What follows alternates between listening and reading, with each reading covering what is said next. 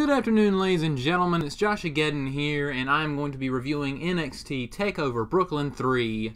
And hopefully this video will not take as long as my past reviews, because my Great Balls of Fire review was like 15 minutes long. My Battleground review was like over an hour long. I'm going to try to keep this one to about 20-ish minutes, hopefully. But anyway, on to the review. NXT Takeover Brooklyn 3. This show was awesome. This show was absolutely fantastic.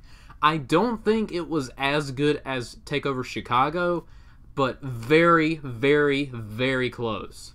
And there was no bad match on the show whatsoever. There wasn't even like, every match on the show was at least very good. There wasn't a match on the show that was just good. Every match was very good. And there was 4 matches like there. Like, if you pick any of like the 4 matches that were just freaking awesome to be like, oh, that's the match of the night, I'm not going to argue with you. If you say Roode versus McIntyre was the best match of the night, I'm not going to argue with you. If you say if you say Asuka versus Ember Moon was the best match, I'm not going to argue with you. Black versus Tommy, Gargano versus Almas, any of those. I will disagree if someone says the tag team match was the best match of the night, because to me at least it wasn't. But yeah, every match on the show was good. Like, really, really good. My favorite match on the show was Alistair Black versus Hadera Utami, but we'll get to that in a minute. So yeah, the show, I kind of started the show a little late, so I had to rewind a little bit, and the show started off with that that band, I forget what they're called, Code Orange, I think. Yeah, I kind of skipped past that a little bit. I'm sure they're a good band, but it's just, when I watch a wrestling show, I want to watch a wrestling show. I mean, and I'm sure they did great. I also don't really get NXT's thing for punk rock bands. I get it, they're edgy. Like, NXT's the underground edgy people, but still, like, get some other bands. Can we have more Fozzy? Can Fozzy make another awesome song like Judas? But now I'm just rambling. But anyway, first match of the show, Johnny Gargano versus Andrade Cien Almas in a singles match. First off, I think Andrade Cien Almas' gimmick is hilarious, in the fact that a few months ago his thing was he loses all the time, but he doesn't care because all he wants to do is party and chase women. Well, now he has a woman, I forget her name, Alexa Vega or something, I can't remember her name.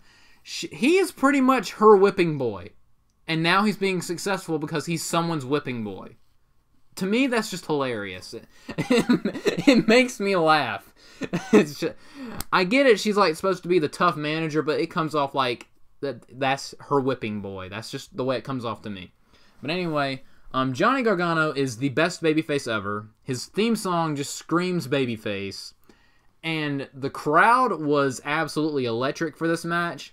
And this match was absolutely fantastic. It was a great opening match. Tons of near falls. Tons of awesome wrestling. Crowd was nuts.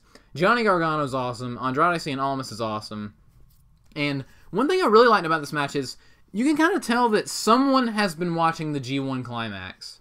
Because Andrade Cien Almas pulled out several, like, Tetsuya Naito, Hiroki Goto moves.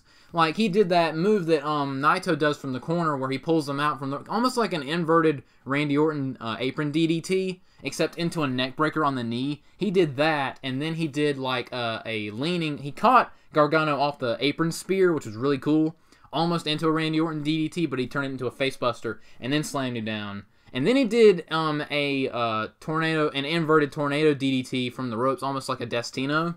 And I was like, yeah, I think Andrade's been watching some New Japan, because there was several moments in the match where he was turning into Tetsuya Naito, and it was awesome.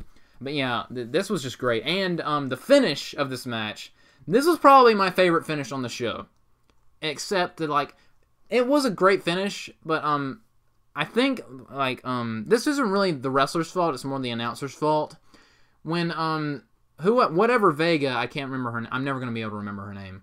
He was setting up for a super kick, and then the woman, Andrade Cien Almas' manager, threw a shirt at him, which distracted him, allowed Cien Almas to take advantage of the kick, and then the DDT for the win. I didn't catch on to the fact at first that it was a DIY shirt. That made it awesome. Before I noticed it was a hashtag DIY shirt, I just was like, well, that's kind of random. Alright, I guess. That's fine. But the announcers didn't take notice of that, or at least I didn't hear them. But to me, it seemed like they didn't mention that it was a DIY shirt until they were showing the replays like a minute after the match ended. So there was a solid minute of me just sitting there like, well, that was a random finish. But with that little extra tidbit of information that the announcers should have shared more quickly, like I was like, holy crap, that's an awesome finish. That's a great way to protect Gargano and to advance the storyline of him and Ciampa. And I was just like, that's a great finish. And it makes Almas and his manager seem extra douchey because they're rubbing it in and using it to win. It was just very perfect. I just wish, my only complaint is the announcers were a little slow on pointing out that it was a DIY shirt. But yeah, this was a great match, great way to kick off the show, and the crowd was hot. Alright, up next was, in my opinion, the worst match of the show, but still a pretty good match. Sanity versus the Authors of Pain for the NXT Tag Team titles. I'll say this. I really enjoyed this match. I thought it was really good, but this match was really, really weird. It was very, very strange. The build-up for this show, for the NXT Tag Team titles, Sanity, like, attacked Authors of Pain from behind. They even, like, double-teamed him and tied one of the Authors of Pain to a guardrail. They were the total heels in this feud. They were complete cheating, dirty heels. And the Authors of Pain came off as the babyfaces. But during the match was booked as if the Authors of Pain were the good guys. Well, I mean, were the bad guys. And Sanity were the good guys. Sanity were the babyfaces, and Authors of Pain were the heels in this match. Because, like, Sanity got the shine, and then Authors of Pain got the heat, and then Sanity made the comeback. And it was just weird, because this was being built up as Sanity bad guy, Authors of Pain good guy. But the match is playing out as Sanity good guy, Authors of Pain bad guy. So it was a little contradictory, and it didn't annoy me. It just confused me, as in, like, I'm a little bewildered at the moment, but okay. And then, I mean, the plan worked, so I guess it doesn't look that dumb, but I thought it was kind of dumb for, like, them to immediately, like, to switch out Killian Dane with Eric Young. Because I get it, they were trying to disorient Authors of Pain, but to me, I'm just like, you have this big, humongous, hairy, disgusting Scottish dude who literally has Kenny Omega's finishing move and he can kill someone. Why would you not want him in the match? I mean, if anything, switch out Alexander Wolf. I've got nothing against Alexander Wolf, but if you're going to switch out between them and Killian Dane, don't switch out Killian Dane. Because you'd think you'd want him in this match, because he's the big dude. So yeah, that was weird. But that being said, this was still a great match. I loved the spot where they tried the Tower of Doom, but Nikki Cross held on to, I think it was Eric Young. So the Authors of Pain, one of them accidentally powerbombed the other one. That was a clever spot, and I thought it was funny. And then I'm stunned. Like, again, this is gonna sound like I don't really like Alexander Wolf all that much. I think he's really good. I was not expecting him to pull out a top rope Frankensteiner. I did not know he was that athletic. I might just be dumb, but that completely caught me off guard. But anyway, the finish of the match, which I really liked, it was a divide and conquer type thing. So outside, like, the referee's being distracted accidentally by what's the Authors of Pain manager? I can't remember his name at the moment. I'm gonna feel really stupid after I'm done editing this video, and I'm like, oh yeah, that's his name. But they were being distracted by the Authors of Pain manager. And then Nikki Cross jumped off the top rope to the outside, but the other Authors of Pain guy caught him, and there was a table set up. And then Killian Dane ran over and just slammed both of them through the table. The referee didn't see it, of course, which is kind of ridiculous. I mean, but it's wrestling. That kind of stuff happens. But so they're put to the table, and then it immediately turns into a handicap match, and Sanity immediately wins with the back suplex neckbreaker combo. So Authors of Pain were handed their first loss, and we have new tag team champions: Sanity, Alexander Wolf, and Eric Young. And if they want to do the Freebird rule. Remember your English, Joshua. So if they're going to do the Freebird rule with Killian Dane, just switch it off. Kind of like New Day. Then I guess that's what they're going to do. But then, after the match, Kyle O'Reilly and, I think his name's Bobby Fish. I know it's Fish something, but Bobby Fish. I don't watch ROH all that much, I'm going to be honest. I'm going to be honest. They came in, they attacked everybody, and the crowd went nuts. And this was all a part of the quote-unquote ROH invasion angle, which more will be explained later. But Kyle O'Reilly and Fish, they're awesome. and they have awesome moves. They beat the crap out of everybody, and it looked great. Yeah, this segment was just great. All right, third match of the show, and my personal favorite match of the show, Alistair Black versus Hideo Itami. This was absolutely brutal. They absolutely pulverized each other. And, like, Alistair Black legit got his nose busted open, and he was bleeding a lot, which it did add to the match, but I was like, oh, they're going all in, brother. They're knocking the crap out of each other.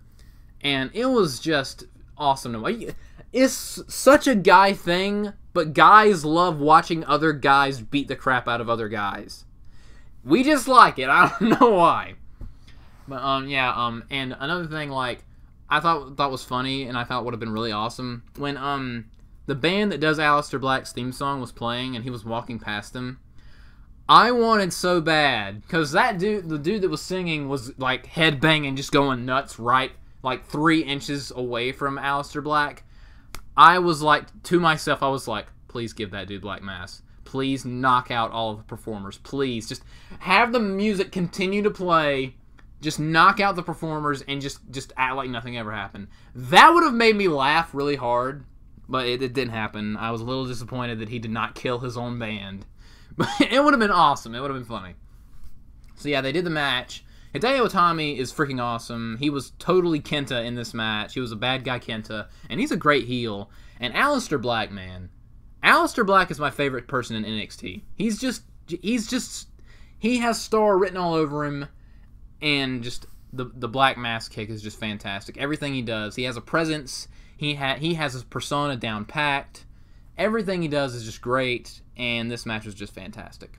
And the Black Mass that he gave Itami in this match was probably one of the most brutal Black Masses he's ever done. The one where the only move in the match was against that jobber, and he just knocked him out with Black Mass immediately. That was the best one he's ever done, because it was so shocking and just brutal and devastating out of nowhere. But even then, this was still brutal, and my favorite match in the show. I just really enjoyed it. I really had, other than the announcers being slow on the first match, I really have no complaint with the show.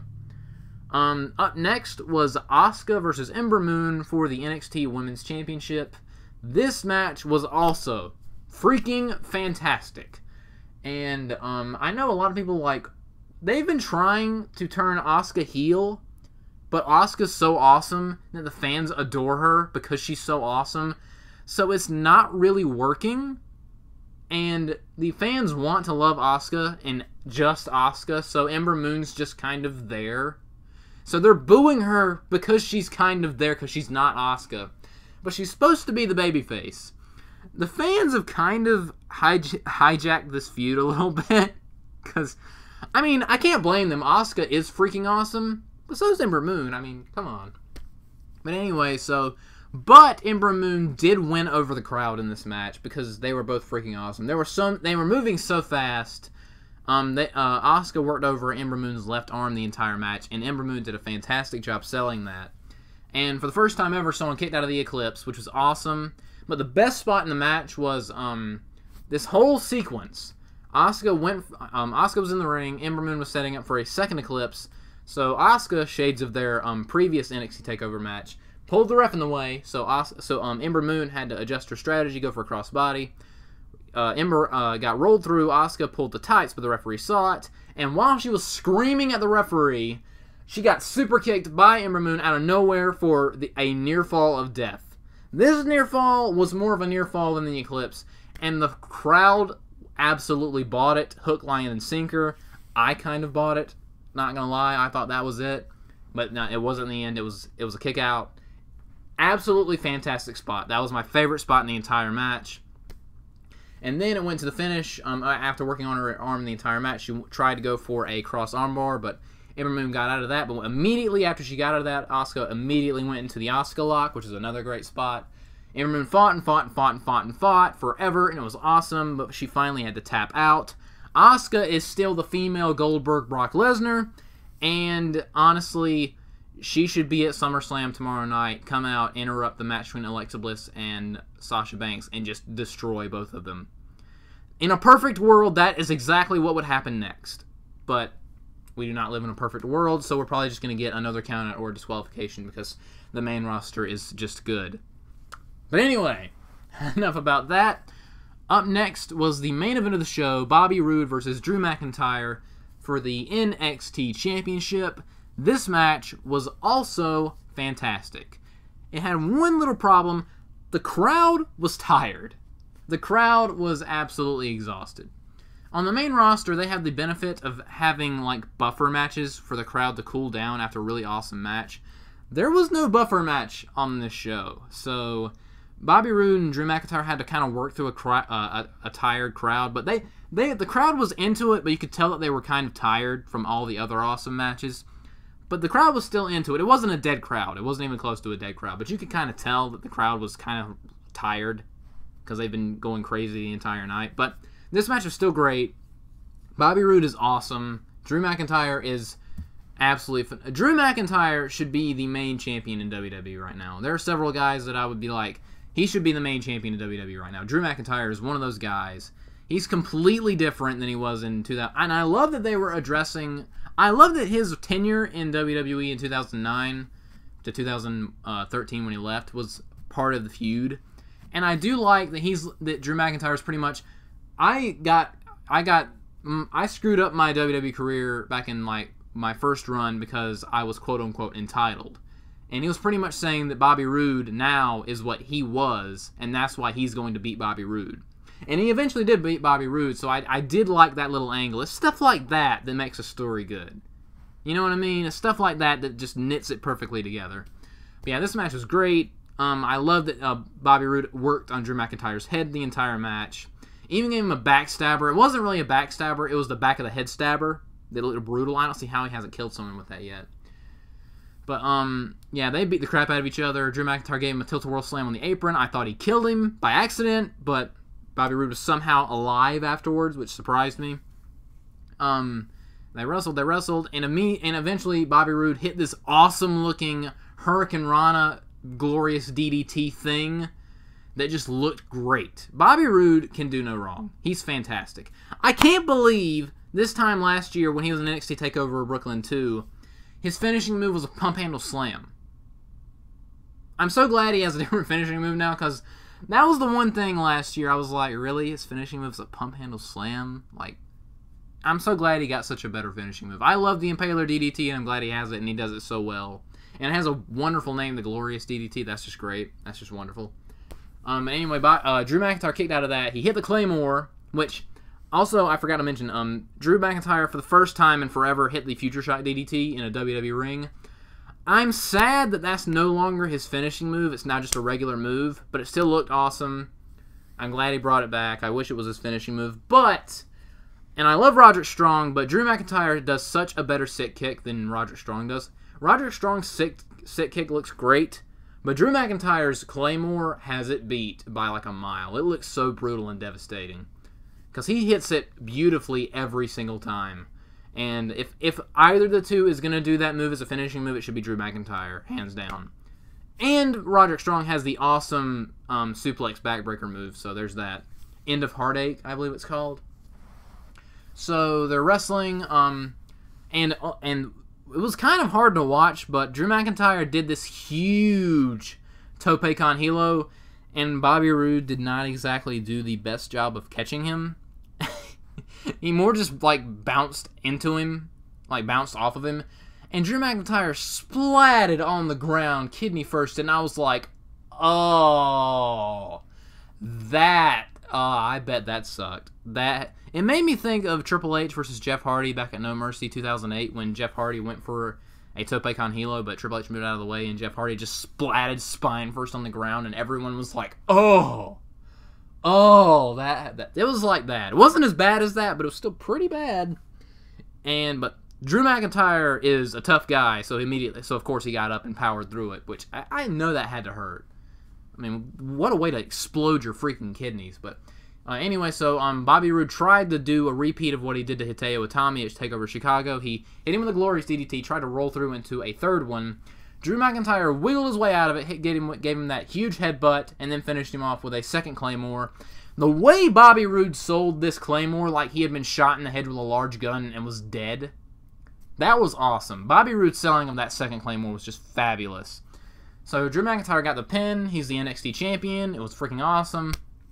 Great celebration with Drew McIntyre's awesome theme song in the background. And then Kyle O'Reilly and Bobby Fish, if that's his name, is something Fish. I think it's Bobby Fish. Again, I don't watch ROH all that much, but still, Kyle O'Reilly and Fish came out, and everyone was like, what's happening? Everyone knew it was happening, but everyone was like, oh, what's happening? Drew McIntyre was like, oh, what's happening? And then freaking Adam Cole came up from behind, beat the crap out of him, super kick, and we have ourselves a little ROH invasion angle. And that's how the show went off the air, and I wonder what's going to happen next. I have no idea. What I think, I'm going to make a prediction. Since they're friends with Roderick Strong, I think it's possible. Either two things are going to happen. Roderick Strong, I don't see this happening, but it's a possibility.